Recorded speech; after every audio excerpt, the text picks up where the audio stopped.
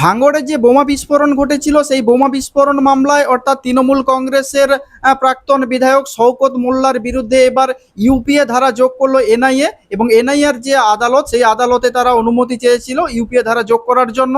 এবং পুরো বিষয়টি কি আমি আরো বিস্তারিত আপনাদের সামনে তুলে ধরার চেষ্টা করছি।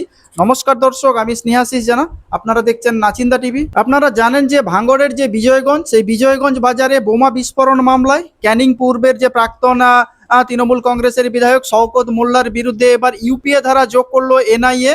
এবং এই ইউপিএ ধারা যোগ করার জন্য গত শুক্রবার এনআইএর যে বিশেষ আদালত, সেই বিশেষ আদালতে তারা আবেদন করেছিল এবং সেই আবেদনে আদালতের তরফ থেকে মঞ্জুরি দেওয়া হয়েছে। তবে এনআইএ যেটা দাবি করে যে নির্বাচনের আগে অর্থাৎ 2026-এর যে বিধানসভা নির্বাচন, সেই বিধানসভা নির্বাচনের আগে অশান্তি ছড়াতেই বোমা তৈরি এবং বিস্ফোরণের ঘটনায় এমন কিছু তথ্য তদন্তে উঠে এসেছে যে কারণে এই ইউপিএ ধারা যোগ করা হয়েছে এনআইএর তরফ থেকে।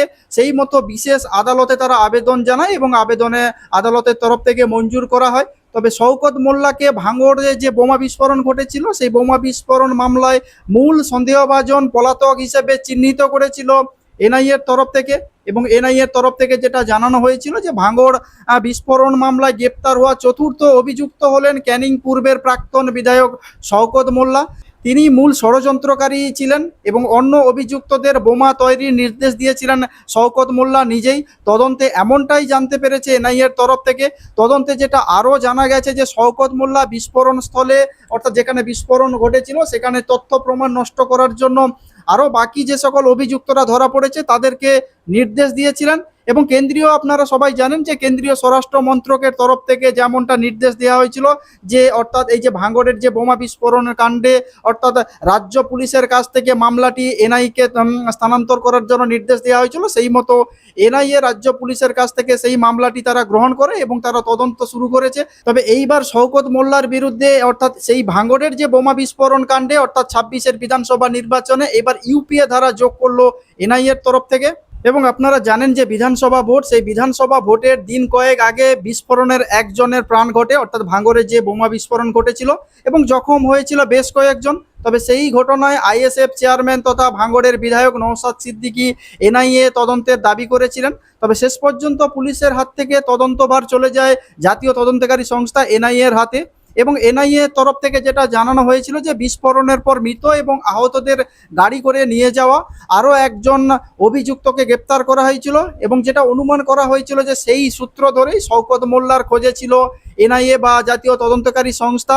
তবে এনআইএ তরফ থেকে যেটা জানা যাচ্ছিল যে সেই সময় অর্থাৎ বিধানসভা নির্বাচনের পর অর্থাৎ এই যে শওকত মোল্লা কিন্তু সেই সময় বিপদ বুঝিয়ে বাংলাদেশে পালানোর একটা বড়সড় একটা চেষ্টা চালাচ্ছিল, কিন্তু সেই চেষ্টা সফল হয়নি। পরে এনআইএর তরফ থেকে 5ই জুন ভাঙড়ের বোমা বিস্ফোরণের ঘটনায় শওকত মোল্লাকে এনআইএ গ্রেপ্তার করে।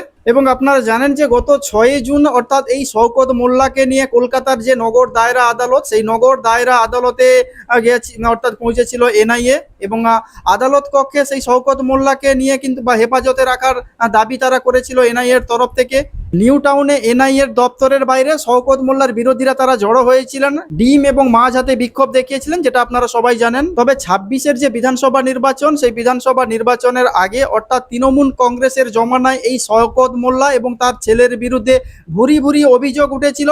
তবে তেমনটাই একটা যে ভাঙড়ে অর্থাৎ 26-এর বিধানসভা নির্বাচনে ভাঙড়ে যে বোমা বিস্ফোরণের ঘটনা ঘটেছিল, সেই বোমা বিস্ফোরণের ঘটনায় এবার শওকত মোল্লার বিরুদ্ধে এনআইএর তরফ থেকে ইউপিএ যে ধারা আছে সেই ধারা যুক্ত করলো এবং তার জন্য এনআইএর যে আদালতে বিশেষ শুনানি চলছে সেখানে এই ধারা যুক্ত করার জন্য তারা অনুমতি চেয়েছিল।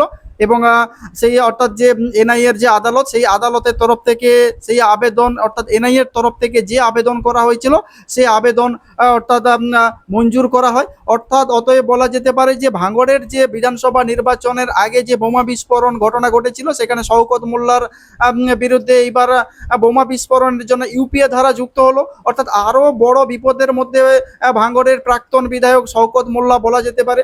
তবে আপনারা কি মনে করেন? আপনারা যদি এইসব বিষয় নিয়ে কোনো কিছু বলতে চান তাহলে অবশ্যই কমেন্টস বক্সে কমেন্টস করতে পারেন। আর নজর রাখুন নাচিন্দা টিভিতে।